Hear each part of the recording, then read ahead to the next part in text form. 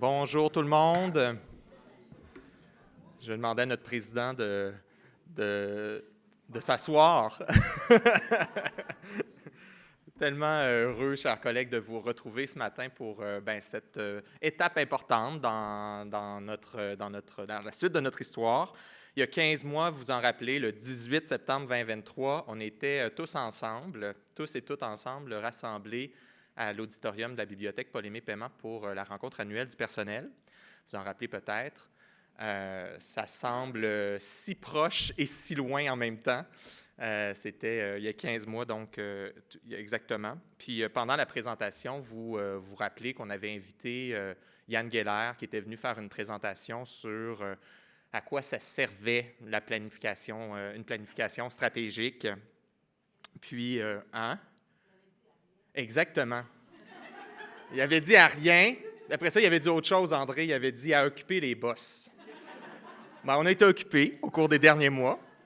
Mais plus sérieusement, de façon moins provocative, il avait aussi dit que ça servait à tout et même à plus si on prenait le temps de consulter, de prendre du recul, d'évaluer ce qu'on faisait, de réfléchir à comment on voulait avancer pour les prochaines étapes. Puis c'est ce qui a été fait au cours des derniers mois, réfléchir, évaluer, sous-peser, se questionner, avancer, reculer et réavancer de nouveau. Puis ça nous mène ce matin devant vous pour vous présenter les prochains jalons de cette histoire-là collective que nous menons à l'ICQ, puis de vous présenter la nouvelle planification stratégique pour les années 2025-2028. Avant de commencer, j'aimerais inviter notre président, le président de l'ICQ depuis juin dernier, Gilles Herman, qui va vous adresser quelques mots.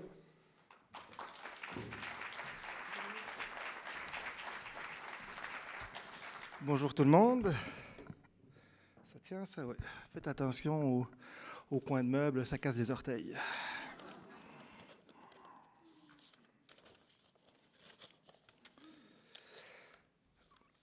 Alors, je ne sais pas si ça sert à rien, une planification stratégique. En tout cas, ça nous a occupés très certainement. Mais donc, c'est avec grand enthousiasme et un immense plaisir que nous vous présentons aujourd'hui notre plan stratégique 2025-2028. Ce plan représente pour nous bien plus qu'une simple feuille de route. Ce sera notre boussole pour les années à venir. À quoi ça sert un plan stratégique? Plus sérieusement, dites-vous que chaque question, chaque défi, chaque décision seront prises en considération des principes qui sont énoncés dans le plan stratégique. Tout d'abord, vous êtes en droit de vous demander qui s'adresse à vous aujourd'hui.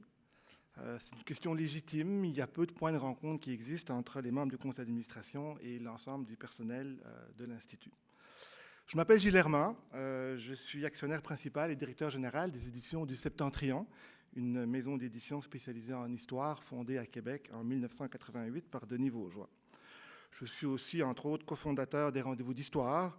J'ai siégé sur plusieurs conseils d'administration d'organismes culturels, comme par exemple l'Association nationale des éditeurs de livres ou encore Copybec.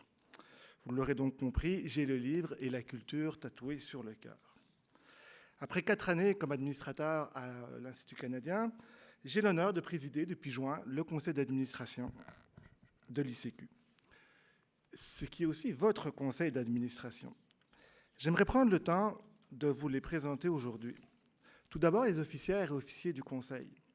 Hélène Saint-Hilaire, notre vice-présidente, directrice du capital humain et du développement organisationnel chez Caléido Croissance. Sarah Michel Brochu, notre trésorière, leader de pratique et divulgation environnement, social et gouvernance chez Desjardins. Louis Morneau, notre secrétaire, directeur des études au Collège Barthes et au Collège Radio-Télévision de Québec. Et ensuite, les administratrices et administrateurs. Tamara Côté, directrice régionale, capitale nationale et Chaudière-Appalaches au ministère de l'Immigration, de la Francisation et de l'Intégration du Québec. Anne-Sophie Ouellette, avocate chez Beauvais-Truchon. Quentin Marida, conseiller stratégique au ministère de l'Économie, de l'Innovation et de l'Énergie du Québec. Nathalie Roy, directrice de la fiducie du patrimoine culturel des Augustines. Karine Latulippe, coordinatrice et conseillère au mandat stratégique au ministère de la Famille du Québec. Régent Perron, consultant en agriculture. Et Mirani Tremblay, présidente et stratège en relations publiques à l'agence Théo. Comme vous pouvez le constater, la variété et la qualité des expériences cumulées sont grandes. Mais malgré toutes les affiliations que je viens de vous énumérer, ces personnes que je vous ai nommées n'ont qu'un seul intérêt à cœur, celui de l'ICQ. Le rôle du Conseil, c'est d'abord de vérifier et de garantir le bon fonctionnement de l'organisme. De ce côté-là, et je le dis sans flagornerie en présence de Dominique, le travail est grandement facilité justement par Dominique Lemieux et son équipe de direction. Avec des fondations solides, ça nous permet de nous projeter dans l'avenir, si bien que nous pouvons, le conseil d'administration, nous consacrer à l'essentiel de notre devoir, penser la stratégie de développement. Quelles valeurs voulons-nous incarner? Comment imaginons-nous la société de demain et comment répondre aux défis qui nous font face? Ce nouveau plan stratégique incarne l'élan collectif qui nous pousse à aller plus loin, à explorer de nouvelles perspectives, à inspirer, à innover, à accompagner, à renforcer notre position en tant qu'acteur majeur dans le développement social, culturel et intellectuel de la communauté de la Ville de Québec et au-delà. L'ICQ a toujours été, depuis plus de 175 ans maintenant, un lieu d'audace, un lieu de partage, de découverte. Notre engagement vers la culture, la littérature et la littératie fait partie de notre ADN. À travers chaque projet, à travers chaque initiative, nous œuvrons pour rendre la culture accessible, vivante et participative. Ce plan stratégique 2025-2028, que vous découvrirez bientôt, a été élaboré dans un esprit de collaboration et est le fruit de nombreux partages, d'échanges avec nos partenaires et avec aussi nos équipes. Il est aussi le fruit d'une remise en question constructive qui nous a permis de redéfinir nos priorités. À travers lui, nous affirmons notre volonté d'aller plus loin, de renforcer notre impact social et culturel, de bâtir un avenir durable, à la hauteur des ambitions que nous avons pour notre organisme, mais surtout pour notre société. Que ce soit à travers la gestion de nos bibliothèques, l'organisation d'événements culturels, le développement de la littératie ou encore le soutien aux artistes, chaque geste, chaque initiative nous rapproche un peu plus de notre objectif commun, partager le savoir et la culture. Notre rôle de leader culturel dans notre ville de littérature UNESCO nous invite certes à jouer un rôle de premier rang sur la scène internationale, mais nous invite aussi à rester proche des besoins des gens d'ici. Ce projet de société est surtout un projet d'équipe. C'est ensemble que nous réussirons à faire rayonner le savoir, à inspirer les générations futures et à nous inscrire durablement dans l'histoire culturelle de notre ville. Je tiens donc très sincèrement à remercier chaleureusement, ici et maintenant, vous toutes et vous tous qui avez participé, contribué à l'élaboration de ce plan. Votre passion, votre engagement et vos idées sont au cœur de ce projet. Ensemble, et on va finir sur le slogan de l'Institut canadien, contribuons à partager le savoir et la culture. Merci beaucoup.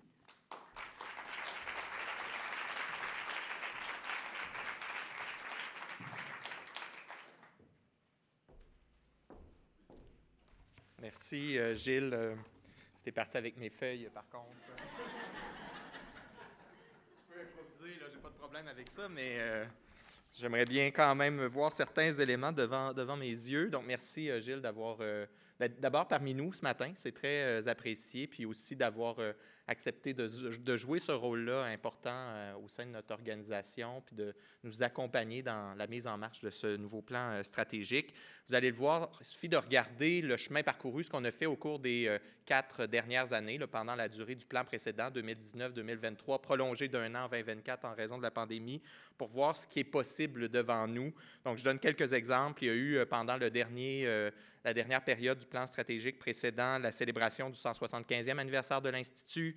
Il y a eu l'ouverture de la nouvelle bibliothèque Gabriel Roy, dont on est si fiers et contents d'être dans la salle de diffusion ce matin.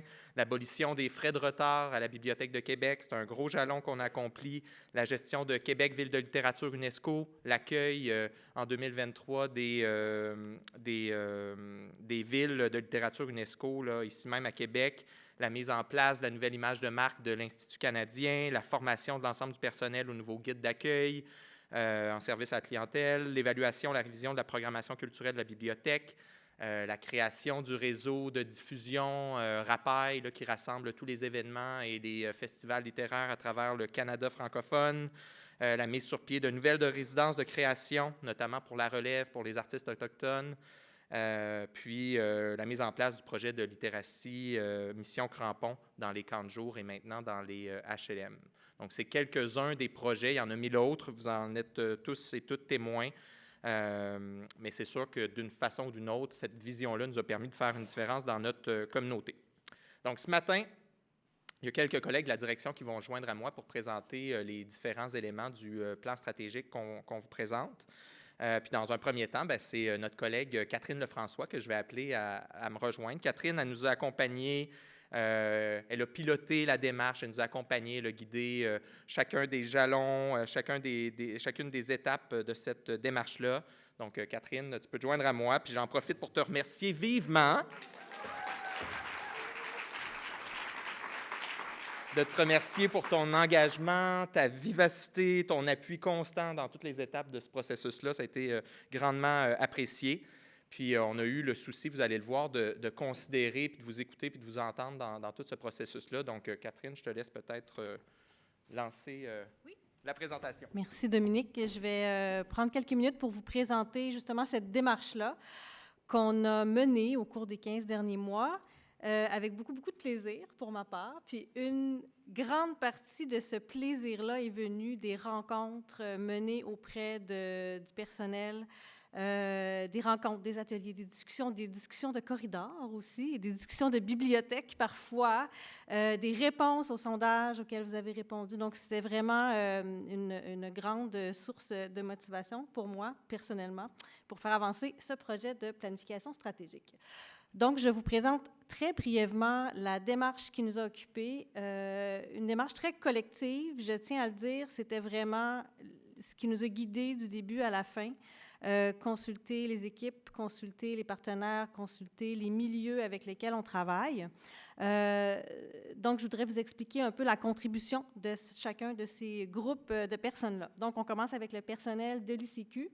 Il y a d'abord eu un sondage auquel vous avez pu répondre en décembre 2023. On a mené aussi 2 ateliers avec un petit groupe de volontaires. On avait lancé un appel à tous et toutes et il y a un groupe qui a levé la main, qui a participé à une première discussion de groupe en mars et à une seconde en novembre, au cours de laquelle on leur a présenté les fruits de la démarche. Donc, on a validé, on a ajusté et modifié certains éléments. Et je tiens à nommer ces personnes-là qui ont généreusement donné de leur temps, de leur expertise, de leur connaissance, de leurs équipes et de leurs services. Donc, il y a Stéphanie Falardeau-Caron. Je ne sais pas si Stéphanie est là ce matin, je ne l'ai pas vue. Non, je ne crois pas. Tania Massot, qui est ici. Hélène Moisan, Julie Saint-Amand, Bianca Allard, Christophe Saillant, Anne-Christine Félicité, Marjorie Gagnon et Nathalie Desjardins, qui est là, Nathalie, je crois. Je l'ai vue, Nathalie. Elle n'est pas là. Ah, OK. Ça, d'accord. Voilà, donc merci beaucoup à toutes ces personnes qui ont donné leur temps, qui ont contribué, qui ont donné des idées, qui ont rêvé avec nous au contenu du plan. Il y a eu 2 ateliers avec les gestionnaires aussi et une validation auprès des différents services pour des éléments qui les concernent. Donc, plusieurs d'entre vous ont eu des présentations ponctuelles là, au cours du processus sur certains éléments en particulier. Les membres de l'ICQ ont été consultés aussi à travers un sondage. Ensuite, les partenaires, bien sûr, avec qui on mène plusieurs projets, plusieurs initiatives, des programmes aussi. Donc, il y a eu un groupe de discussion avec des membres du milieu littéraire. Il y a eu des rencontres avec le comité consultatif de la Maison de la littérature, qui est une instance aussi précieuse et importante dans le développement de la programmation de la Maison de la littérature et de ses services. Il y a eu un groupe de discussions avec des membres du milieu culturel, donc un appel aux organismes qui a été lancé à travers Culture Capitale Nationale et Chaudière-Appalaches. Il y a eu des rencontres, bien sûr, avec le service de la culture de la Ville de Québec et des rencontres individuelles aussi avec certains partenaires qui ont été invités à nous rencontrer. Le comité de direction a joué un rôle très important, bien sûr. Donc, ils ont participé aux consultations par des rencontres individuelles avec la firme Gaylor & Co. Ils ont travaillé à réviser la mission, ils ont travaillé sur la vision, sur les valeurs, aussi un énorme travail sur les objectifs, les axes d'intervention et les indicateurs. Donc, les objectifs et les axes, on vous les présente dans quelques minutes. Le comité de pilotage qui réunissait des membres du conseil d'administration et des membres du comité de direction, donc qui a encadré le processus, les échéanciers, qui a contribué à la réflexion, bien sûr, sur certains éléments de fond, qui a validé les contenus à différentes étapes. Et enfin, le conseil d'administration qui a donné des orientations, qui a aussi validé les décisions qui ont été prises à toutes les étapes du processus, qui a participé aux consultations, bien sûr, à travers un sondage spécifique pour le CA et des rencontres individuelles. Et enfin, ils ont adopté, et on les en remercie, le plan stratégique le 3 décembre dernier.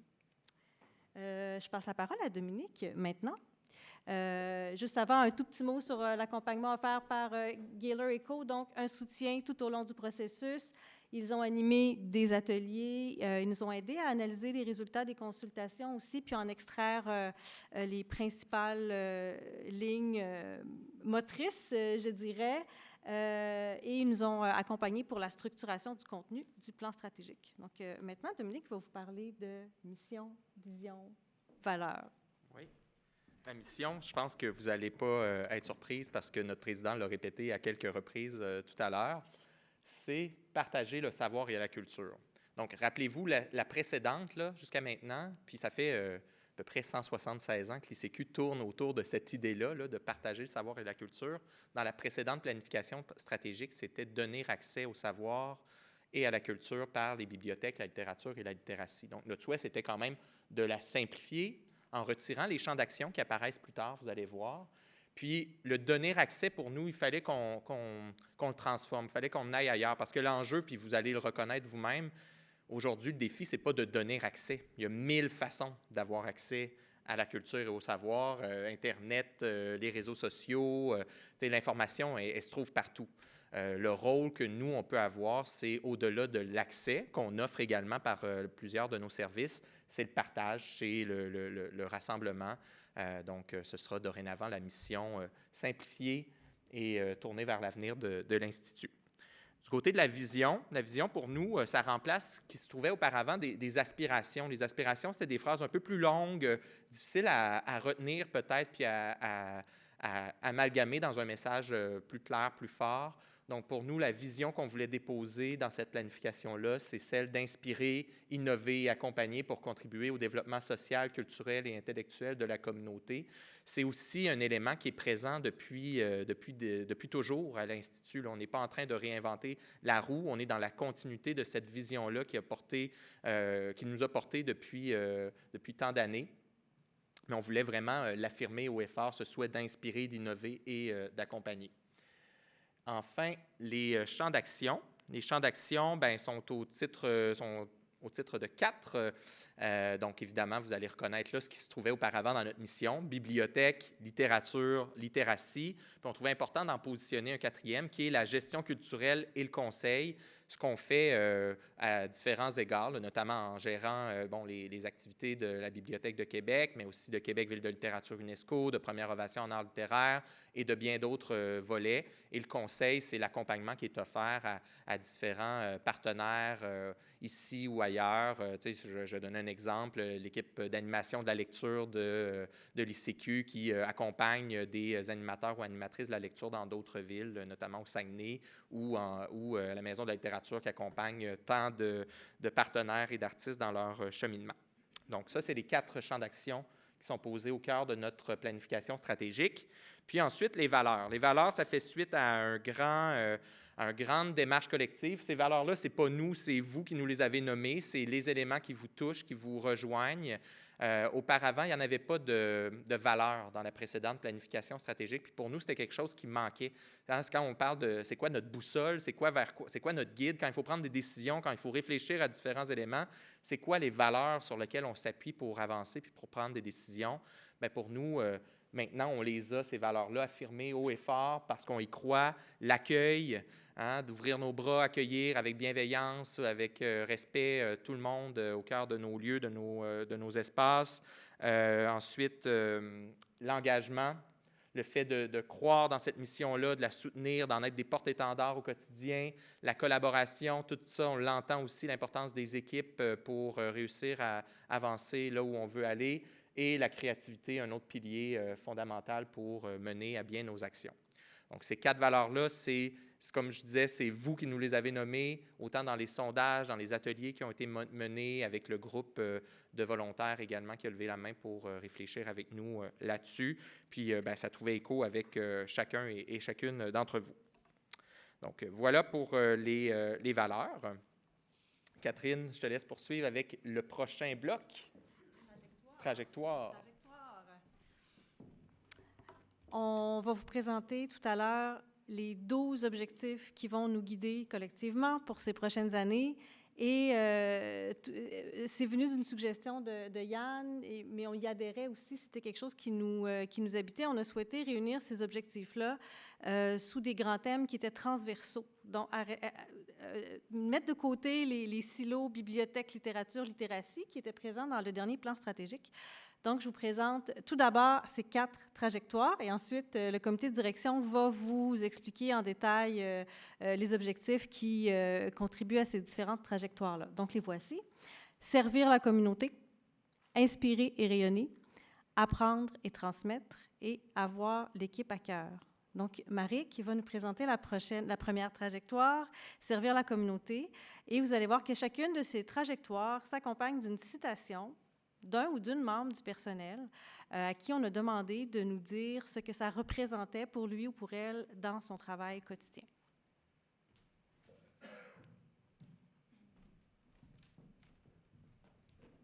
Alors, bonjour, je brise la glace. Corinne, il me semble que j'ai vu Corinne tantôt. Ah, elle est là. Donc, je vais te citer, Corinne, c'est quand même un petit peu intimidant. Donc, servir la communauté. Servir la communauté, c'est d'abord être à son écoute. C'est offrir un soutien bienveillant et attentif, tenir compte des besoins tant des publics que des équipes et tendre à créer des environnements solidaires et accessibles.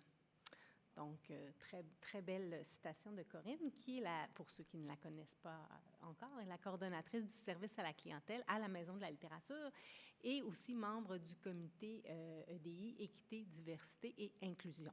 Donc, merci beaucoup, Corinne, pour cette très belle citation qui place bien la trajectoire. Donc, cette trajectoire-là se décline en 3 objectifs. Qui sont, je vais vous dire les objectifs, puis ensuite les axes d'intervention. Donc, le premier objectif est d'accroître l'accès à la culture et au savoir sur le territoire. Donc, on retrouve 3 axes d'intervention. Améliorer et promouvoir l'accessibilité de nos programmes et services. Établir des stratégies de développement et de diversification des publics, notamment en mettant en place des actions hors les murs. Structurer l'offre de médiation et de programmation culturelle. Je vais vous donner quelques exemples pour chacun des objectifs pour placer un petit peu de façon plus concrète ce que ça peut être. Par exemple, on retrouve dans l'accessibilité universelle, pour ceux qui ne le savent pas, nous avons fait un inventaire. En fait, pas tant de gens le savent parce qu'on le garde encore un petit peu, mais on devrait justement l'exploiter dans les prochaines années pour prioriser certaines actions qui seront à mettre en place dans les bibliothèques. Donc, cet inventaire-là est principalement au niveau des bibliothèques. Donc, il est réalisé, mais on tombera vraiment dans le concret de regarder et de prioriser autant dans les services, les collections, les lieux, ce qu'on peut faire pour rendre les bibliothèques vraiment plus accessibles. Ensuite, j'avais comme exemple aussi la programmation culturelle qui va mettre en place une politique donc de la programmation culturelle. Et j'ai demandé à Marie-Ève de me dire un petit peu plus concrètement ce que c'était. Donc, Marie-Ève m'a dit vraiment que cette politique-là va permettre de dire pourquoi on fait de la programmation culturelle, comment on la fait, donc vraiment de préciser, rendre ça plus concret, et aussi de vraiment mieux définir notre offre de services pour les artistes. Je pense que vous le savez, peu importe votre position, souvent les demandes arrivent, les gens disent « Ah, les bibliothèques, c'est intéressant, qu'est-ce que je peux faire, comment je peux le faire, etc. » Donc, tout ça va venir clarifier tout ça, puis bien placer les choses. Ce ne sont que des exemples de tout ce qu'on pourra faire dans les prochaines années dans le plan stratégique. Deuxième objectif, faire évoluer les services et les programmes en fonction des besoins de la communauté. Très important. Donc, les axes d'intervention, consolider l'offre de services destinée aux organismes, notamment en tant que partenaire de diffusion, à travers l'incubateur créatif et par une offre de services conseils. Renforcer notre rôle social à travers la bibliothèque. On voit que les besoins sont grands là-dessus. Je pense qu'Éric va en parler un petit peu plus tard. Imaginer et implanter des moyens d'impliquer la population et les partenaires dans l'enrichissement des services et des programmes. Donc là, tout ce qu'on veut, c'est vraiment travailler avec nos publics cibles et faire participer les gens. Par exemple, pour ceux qui ne le savent pas, il y a l'incubateur créatif ici à Gabriel-Roy. Donc, les gens de Gabriel-Roy travaillent avec 8 organismes. C'est déjà en cours, ça va se poursuivre. Il y a des projets vraiment très concrets qui vont se concrétiser dans les prochaines années. Et le souhait, c'est aussi d'avoir une deuxième cohorte d'organismes, donc de continuer à développer ce beau projet-là. Au niveau des services à la clientèle aussi, on voudrait imaginer une façon de mieux impliquer les organismes, entre autres en immigration. On veut développer beaucoup de projets, on va être capable d'améliorer notre accueil en bibliothèque pour les populations immigrantes, mais on voudrait vraiment travailler avec les organismes qui les connaissent, qui travaillent avec eux pour s'assurer d'avoir les bons outils pour être capable là, de vraiment se coller aux besoins. Donc ça, c'est aussi un projet du service à la clientèle. J'ai vu que ça en a quelque part tantôt. Oui, en haut. Donc c'est quelque chose sur lequel on travaillera aussi cette année et les prochaines. Le dernier, donc, c'est jouer un rôle de catalyseur pour le milieu littéraire de Québec et du Québec. Donc, d'accompagner le développement professionnel des artistes littéraires à toutes les étapes de leur carrière. Offrir du soutien à la création et des services structurants au milieu littéraire, notamment par des résidences, des espaces et de l'expertise. Favoriser les opportunités internationales pour les artistes et les organismes. Donc, on a beaucoup de gens là, ici de la Maison de la littérature, entre autres. Nous, en bibliothèque, des fois, on vous voit aller un petit peu plus de loin, mais il y a vraiment beaucoup de choses que l'ICQ fait très intéressantes. Notamment, il y a 2 appartements à la Place Royale qui sont présentement loués, qui vont servir à accueillir des artistes en résidence pour faire de la création, des projets de création. Le milieu littéraire, le milieu culturel a vraiment des besoins importants. Donc ça, c'est des choses qui sont déjà en train de se développer, qui se concrétiseront dans la prochaine année. Il y a aussi plein de projets internationaux qui se développent, notamment collaboration étonnant voyageurs en France, à Saint-Malo, c'est un festival littéraire. Présence aussi à la foire du livre de, excusez mon accent, Göteborg, c'est en Suède. Donc, je pensais que c'était en Allemagne. J'ai dit c'est quand même mon accent allemand, mais finalement, c'est plutôt en Suède. Donc, voilà, plein de beaux projets. Restez avec nous pour tout ça. Je pense que ce sera des belles années de développement.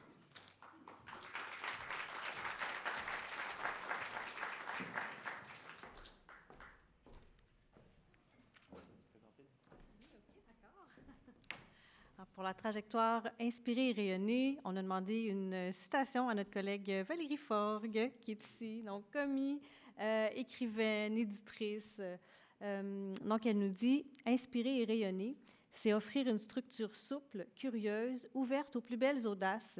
C'est donner les outils à chacune, à chacun pour allumer sa mèche et partager sa flamme. » Je pense que c'est une écrivaine, hein? Ouais. Donc, il y a 3 objectifs. Donc, chacune des trajectoires a 3 objectifs. Donc, vous allez vous reconnaître. Et dans chacun des objectifs, toujours 3 axes d'intervention. Le premier objectif, c'est faire vivre une expérience exceptionnelle à la clientèle de la Bibliothèque de Québec. Donc, il y a 3 axes d'intervention qui sont ciblés pour incarner cet objectif-là. Donc, mettre en valeur le service à la clientèle chaleureux et accueillant offert dans toutes les bibliothèques. établir Gabriel-Leroy comme une destination communautaire et culturelle indispensable, puis de collaborer avec la Ville de Québec pour le développement du plan directeur de la Bibliothèque de Québec. Donc, le plan directeur, c'est vraiment la vision de développement pour les 10 prochaines années, notamment en termes d'immobilisation. Donc, on le sait qu'il y a un gros projet qui va venir à Étienne-Parent, mais ensuite, c'est quoi les autres gros projets? Est-ce qu'un projet à Le Bourgneuf va voir le jour? C'est de planifier vraiment cette vision-là pour les prochaines années. Donc, on accompagnera ce projet-là. D'autres façons d'incarner cet objectif-là, par exemple, la Bibliovente 2025 qui va avoir lieu rentre parfaitement dans la catégorie de faire vivre une expérience exceptionnelle. Les collaborations aussi souhaitées avec les grands événements de la Ville de Québec pour avoir des présences autant en bibliothèque, mais là, dans ce cas-ci, spécifiquement à la Bibliothèque de Québec, oui. Le deuxième objectif, c'est affirmer le caractère incontournable de l'ICQ dans la vie culturelle de Québec et du Québec. Donc, cet objectif-là touche davantage le rayonnement, le positionnement. Donc, premier axe d'intervention, accroître la visibilité et la reconnaissance de notre organisme en tant que leader culturel et gestionnaire chevronné. Ensuite, de diversifier et augmenter nos revenus publics, autonomes et philanthropiques. Et le troisième élément, mobiliser le personnel, les membres, les bénévoles et les partenaires autour de la mission de l'ICQ. Donc, plusieurs façons d'y arriver. Vous voyez, ça touche beaucoup les communications. C'est un élément que vous avez dit à de nombreuses reprises. Donc, ça, c'est un élément qui va être priorisé, comment on communique sur les réussites de l'ICQ, sur vos réussites, sur ce que vous accomplissez au quotidien, sur votre travail. Puis également le souhait d'investir de façon plus marquée les lieux d'échange professionnels, les congrès professionnels et autres, là, pour vraiment mettre en valeur les accomplissements qui sont portés par notre organisation. Et le troisième objectif de cette trajectoire, incarner la vitalité de Québec, ville de littérature UNESCO. Ça dépasse ici là, notre rôle de gestionnaire des activités, des programmes de cette désignation-là, mais c'est aussi l'ICQ en tant qu'organisme littéraire incontournable à Québec. Donc, on veut renforcer et faire connaître le rôle avant-gardiste du Festival Québec en toutes lettres et le positionner comme un événement littéraire national majeur. Affirmer le caractère incontournable de la Maison de la littérature à Québec, mais aussi au Québec. Et enfin, œuvrer à accroître le rayonnement et la notoriété de Québec, ville de littérature UNESCO, notamment à travers la Bibliothèque de Québec. Donc, très concrètement, ce dernier axe d'intervention va s'incarner par un partenariat pour développer peut-être des mises en valeur, des programmes, des activités liées à la désignation, mais en bibliothèque. On veut aussi mettre sur pied un partenariat similaire avec les librairies indépendantes de Québec et de Wendake. Dans cet objectif-là, il y a aussi des choses très concrètes comme souligner le 10e anniversaire de la Maison de la littérature qui s'en vient à grands pas. Donc, c'est vraiment un jalon très important qui va être célébré en 2025. Maintenant, on invite Éric pour la prochaine trajectoire.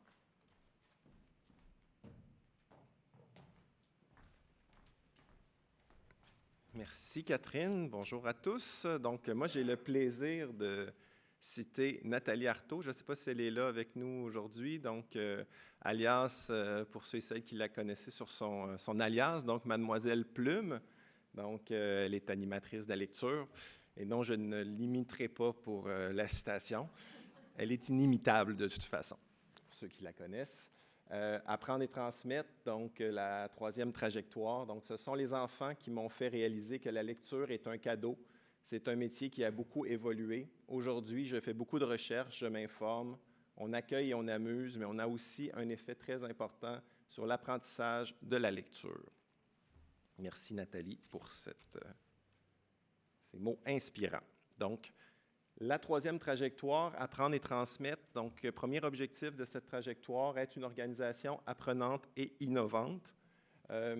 Ça s'incarne à travers 3 axes d'intervention, donc valoriser les données pour appuyer le développement des publics, l'évaluation des programmes et services, la prise de décision et la gestion des risques dans une perspective d'amélioration continue. Deuxièmement, mettre en place des approches et initiatives qui s'appuient sur l'expérimentation et l'innovation. Et troisièmement, développer une culture d'apprentissage et de rétroaction. Donc, ce que ça veut dire plus concrètement, donc de développer des indicateurs de performance pour, entre autres, la programmation culturelle, se doter de suivi, d'outils de suivi qui sont efficaces, donc de s'assurer d'avoir le réflexe de faire de la rétroaction sur les projets qu'on amorce, qu'on développe, puis de s'améliorer en continu. Donc, c'est ça, être une organisation apprenante. L'objectif numéro 2, s'engager fermement pour un avenir inclusif et durable. Ça s'incarne à travers ces 3 axes d'intervention. Donc, établir des pratiques exemplaires en matière d'équité, de diversité et d'inclusion. Donc, en EDI, pour l'acronyme qui forme ces 3 termes. Agir concrètement pour la transition écologique de l'ICQ et sensibiliser et éduquer à travers la programmation culturelle. Donc, comment ça va s'incarner? Bien, c'est en intégrant, entre autres, le développement durable de façon transversale. Donc, ça peut s'incarner de réfléchir à nos pratiques en termes de développement de collection, en termes de programmation, de gestion des équipements. Par exemple, très concrètement, tous les équipements dont on doit disposer au niveau de la médiation numérique, par exemple. Michael, je vois qu'il n'est pas là aujourd'hui, mais c'est des préoccupations qu'on a à savoir comment on dispose de ces équipements-là de façon responsable. Donc, c'est des réflexions qu'on a sur l'ensemble des dossiers à l'Institut. Par rapport à l'inclusion, donc, Marie en faisait mention tout à l'heure, mais tout le rôle d'intervention sociale que la bibliothèque porte de plus en plus, entre autres à Gabriel Roy, avec un projet d'intervenants sociaux à la bibliothèque. Donc, notre objectif pour 2025, entre autres, est d'avoir 2 intervenants sociaux dans la bibliothèque qui vont aider justement à assurer une cohabitation entre les différents publics et qu'on puisse faire notre bout de chemin dans cette grande lutte là, à Québec et au centre-ville plus particulièrement pour aider puis accompagner les clientèles vulnérables pour un avenir meilleur.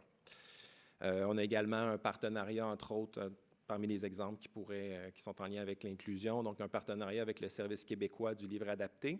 Donc, c'est un organisme qui est basé à la Grande Bibliothèque, à BANQ, donc qui vient donner des services aux gens qui ont des enjeux déficience perceptuelle, donc tout ce qui est difficulté à lire et tout ça. Donc, en développant un partenariat avec eux, bien, ça va permettre de rendre ce service-là plus accessible à travers nos clientèles ici dans la région de Québec.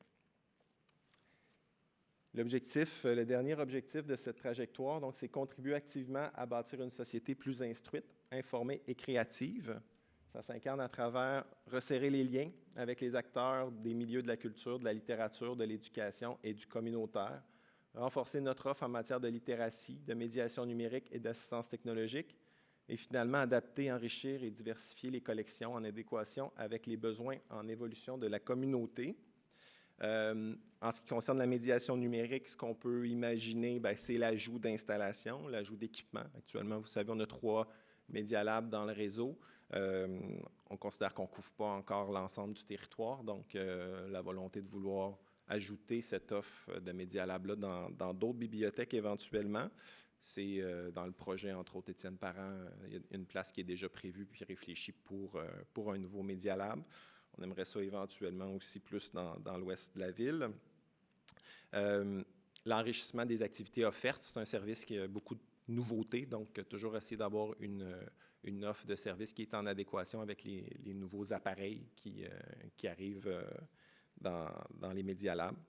Et finalement, par rapport aux collections, entre autres, c'est de continuer les projets de mise en valeur des collections, donc les projets qui ont déjà été réalisés dans certaines bibliothèques, mais de s'assurer que les collections soient davantage mises en valeur, donc plus de tablettes de face, plus de présentoirs, des allées plus aérées. Donc, on garde la conviction que des documents qui sont mieux présentés, c'est des documents qui vont davantage circuler, puis qu'on va pouvoir maximiser leur utilisation par notre clientèle. Développement de nouvelles collections aussi, donc dans les langues étrangères, entre autres.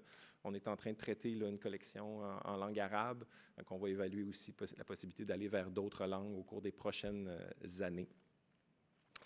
Donc voilà, ça ferait le tour pour cette trajectoire. Merci. J'invite Martin à vous présenter la dernière trajectoire.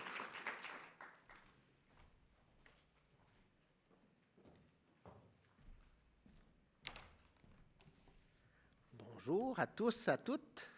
Alors, j'ai la chance de vous parler d'Avoir l'équipe à cœur. Avant de lire la citation, c'est notre collègue Simon qui est présent avec nous. Quel beau choix de mots, avoir l'équipe à cœur. moi, je suis aux ressources humaines, hein, ça me plaît beaucoup, mais c'est au-delà de ça, en transversalité, c'est vraiment intéressant de positionner les gens très haut dans notre plan stratégique. Alors, Simon, si tu veux, je vais lire tes mots. Les ressources humaines, ça va au-delà des horaires et de l'organisation du travail. C'est aussi prendre en considération et accueillir ce qui se passe dans la vie de nos collègues. On consolide l'avenir tout en améliorant le présent. Merci beaucoup, Simon. Alors, avoir l'équipe à cœur, 3 objectifs, des axes d'intervention. Le premier objectif, offrir un environnement de travail stimulant et humain qui favorise le bien-être et l'accomplissement. Le mot « accomplissement » me plaît particulièrement. Un exemple d'accomplissement, on veut faire briller les réalisations des équipes. C'est totalement en lien avec notre mission. On réfléchit de façon transversale avec l'équipe des communications à une sorte de journal, de mécanisme interne pour promouvoir nos belles réalisations. Les axes d'intervention que vous voyez, donc accueillir et accompagner le personnel dans les... Mes lunettes ne sont pas assez fortes, je vais faire ça comme ça. Accueillir et accompagner le personnel dans les moments clés de son parcours à l'ICQ. Susciter et appuyer des initiatives proposées par le personnel en lien avec la mission de l'ICQ ou favorisant la mobilisation. Et finalement, célébrer et faire connaître les réalisations et l'apport du personnel. Alors, l'exemple que je vous donnais d'une sorte de journal interne pour souligner les bons coups, bien, c'est vraiment en lien avec le 3e axe d'intervention. 2e objectif, assurer le développement professionnel des personnes et des équipes.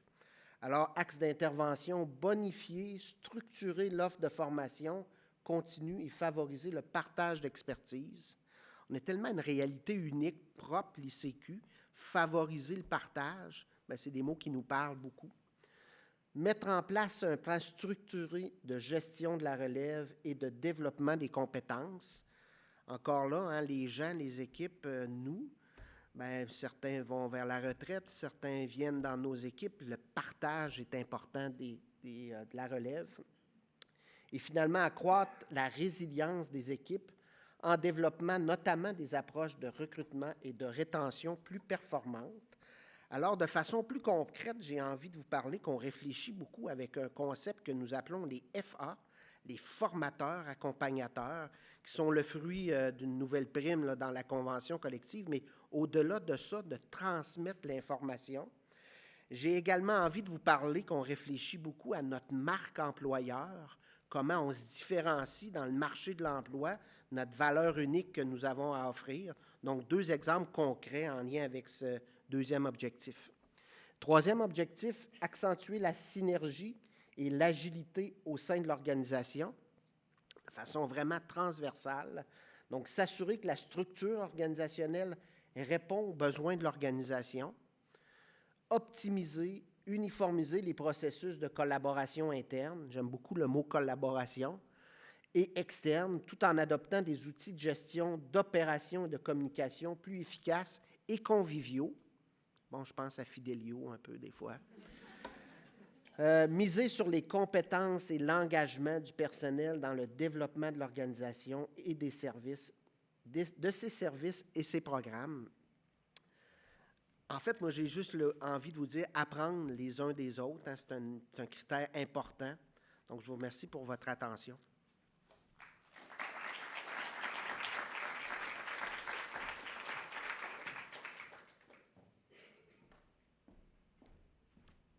Avant de vous écouter, d'écouter vos questions et vos commentaires, je voudrais prendre quelques minutes pour vous parler des prochaines étapes. Le plan stratégique est actuellement, aujourd'hui même, dans les dernières étapes de son montage graphique. Ça va nous permettre de distribuer à l'ensemble du personnel une version imprimée ou imprimable sur une page. Là, je vais vous en montrer un petit aperçu. Donc, on voulait avoir une version de type affiche qu'on peut tous garder près de nous pour s'y référer, donc se référer à nos valeurs, se référer à nos grands objectifs. On va bien sûr déposer le plan sur le site Internet de l'ICQ Et nous allons envoyer, bien sûr, un lien vers le document, en fait, aux organismes subventionnaires et aux partenaires principaux. Mais à ce stade-ci, on ne prévoit pas imprimer de copie. Donc, c'est une version sans papier du plan stratégique.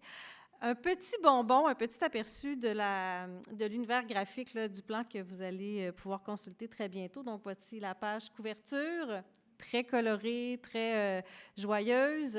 Et le montage est fait de manière très aérée, avec une belle place à des photos qui représentent bien les activités qu'on mène au quotidien. Donc, des photos d'initiatives en bibliothèque, des photos du festival, par exemple. Et voici un aperçu là, de la version sur une page que vous allez pouvoir garder auprès de vous, avec des couleurs fraîches, rafraîchissantes. Je repasse la parole à Dominique. Tout le monde, parce qu'on arrive à la fin là, de la présentation. Donc, les trajectoires, les objectifs que vous avez vus, bien, j'espère que vous voyez comment vous pouvez les incarner au quotidien, comment vous pouvez faire une différence, puis les refléter, les incarner, ces trajectoires, ces objectifs-là, parce que je pense que ça doit devenir notre guide, ça doit devenir votre guide. Puis c'est pas juste un ensemble là, d'objectifs puis de trajectoires. C'est cette feuille de route-là qu'on veut suivre pour construire ensemble la suite des choses. Puis, ben c'est ça, chacune a un rôle à jouer pour nous aider à cheminer dans ce sens-là. On serait curieux de vous entendre. Si vous avez des commentaires, des questionnements, n'hésitez pas à lever la main. Les collègues de la direction pourront répondre à certains éléments si vous le souhaitez. Judith a un micro, donc si vous prenez parole, prenez-le en utilisant le micro. Puis ben, j'espère que vous avez le goût de réagir. Sinon, je vais regarder fixer longtemps des gens. Là. Ah, Julie! Prends-le quand même, parce qu'on est capté. Hein? Il y a des gens qui vont regarder. Je veux juste vous remercier, en fait, du travail colossal que vous avez fait. Moi, je me reconnais dans ce plan-là. Je reconnais nos différents champs d'action. Je reconnais nos valeurs beaucoup. Puis pour moi, ça, c'était vraiment très important. Je sens que les valeurs qu'on poursuit collectivement, puis qu'on défend, puis qui nous tiennent à cœur, sont vraiment bien représentées dans ce plan-là. Puis ça me parle vraiment beaucoup. Fait que merci énormément à tout le monde qui a travaillé. Évidemment, Catherine, Dominique, l'équipe de direction qui a mené le processus, mais tout le monde aussi qui s'est impliqué, qui a contribué. Moi, je sens qu'on a eu vraiment la part un peu de chacun, puis la vie un peu de chacun. Moi, je trouve que c'est bien représenté. Fait que merci tout le monde. Merci, Julie. Est-ce que quelqu'un d'autre veut prendre parole? Je vois des envies, mais des retenues en même temps. C'est-tu le moment que je commence à fixer? Ah, Élise, OK. Oui, merci beaucoup. C'est vraiment très inspirant. Petite question de détail, est-ce que ce serait possible d'avoir plus d'informations sur l'axe qui implique le développement d'actions hors les murs? Oui. Est-ce que, Marie, est-ce que tu as le goût d'en parler un petit peu? Je peux me lancer.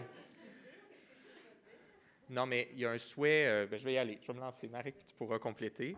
Puis ça, pour nous, c'est transversal aussi, hein, parce que vous avez bien compris, on essaye de ne pas camper dans des silos. Donc, pour vous, mettons, l'équipe de la maison et du festival, vous l'incarnez très bien, là, hors les murs avec le Festival Québec en toutes lettres, d'aller à la rencontre des citoyens, citoyennes, là où ils se trouvent. Dans nos autres actions en bibliothèque, c'est un souhait aussi d'aller à la rencontre des citoyens, citoyennes, au-delà de ceux et celles qui viennent directement à nos bibliothèques. Donc, il y a une réflexion qui est en cours, qui est associée aussi au plan directeur qu'on a évoqué tout à l'heure pour voir comment on est capable d'incarner ce souhait-là, d'aller là où la population se trouve, de sortir de nos portes, d'aller... Un bel exemple de ça pourrait être la bibliothèque éphémère qu'on a mise sur pied aux habitations Saint-Pédis, donc le container maritime à l'extérieur. C'est tellement beau, les histoires qui sortent de là, les photos. Là, Marie-Ève, je ne sais pas, tu es ici.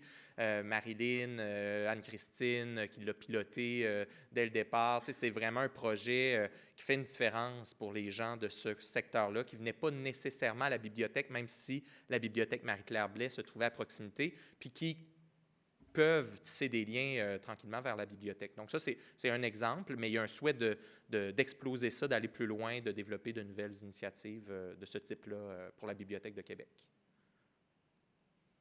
Ça va, Marie? Ben, peut-être juste dire que c'est ça, on est beaucoup pour le hors-les-murs dans la réflexion. Tu sais, on en a fait au fil des années, parfois de façon assez simple, en sortant dehors, simplement, des livres ou nous-mêmes. La programmation en fait beaucoup. Mais ça a été peut-être les réflexions, de faire le point sur ce qu'on fait déjà, sur ce qui a fonctionné, de voir aussi, tu sais, il y a beaucoup de choses dans le hors-les-murs, là. Il y a aller chercher, comme disait Dominique avec Bibliothèque éphémère, les publics qui pourraient venir mais qui ne viennent pas, mais aussi réfléchir à des zones qui étaient peut-être moins bien desservies, puis comment on peut répondre un petit peu aux besoins de tous et chacun dans les moyens qu'on a, là. Donc, ce sera ça le défi des prochaines années. Merci, Élise. Est-ce qu'il y a d'autres mains? Commentaires? Observations? Questions? Je commence. André? Non?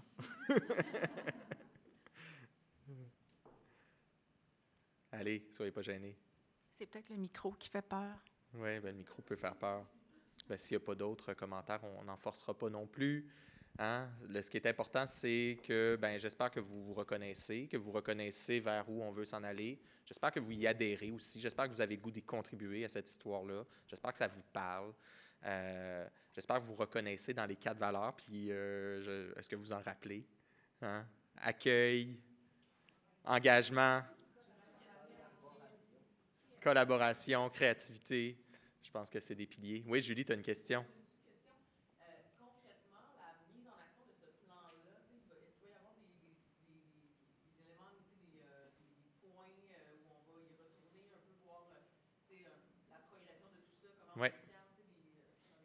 Oui, absolument. Parce qu'au-delà de ça, de ce qu'on vous a présenté là-dedans, dans le plan stratégique, il y a aussi des indicateurs, il y a des cibles, il y a des objectifs qu'on se donne. On va faire un suivi constant de ça. On va arrimer les outils de planification annuelle. Là, les gestionnaires travaillent beaucoup dans leurs services, puis avec les collègues des différents services, à développer des plans d'action. On va vouloir que les plans d'action s'inspirent, se collent, soient influencés là, par cette planification-là.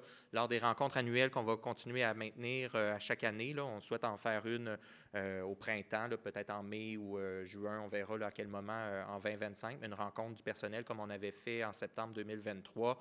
Il y aura des suivis aussi là-dessus pour voir comment on réalise ce plan-là concrètement, qu'est-ce que vous menez chacune comme action. Fait que ça, il va y avoir à la fois des points de suivi, puis de notre côté, des indicateurs vraiment qu'on va suivre de façon très structurée. C'est bon pour tout le monde?